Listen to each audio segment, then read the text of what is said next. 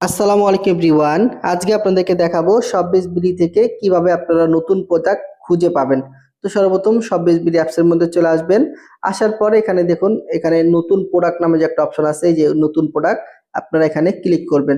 তো এখানে ক্লিক করার পরে দেখেন এই যে 7 দিন এগো, এই 7 ডে এগো নামে একটা অপশন আছে। এখানে কিন্তু নতুন নতুন প্রোডাক্ট আপনারা দেখতে পারবেন। তো দেখেন শপবিজ বিডিতে কিন্তু এই যে নতুন নতুন প্রোডাক্ট চলে আসছে। আপনারা কিন্তু এই প্রোডাক্টগুলো নিয়ে এখান থেকে রিসেলিং করতে পারেন। তো নতুন প্রোডাক্ট নামে যে একটা অপশন আছে, এখানে আসলে কিন্তু দেখেন এই যে যে নতুন নতুন প্রোডাক্ট, এগুলো কিন্তু নতুন নতুন প্রোডাক্ট দেখেন, এগুলো কিন্তু এখানে যুক্ত হয়ে গেছে।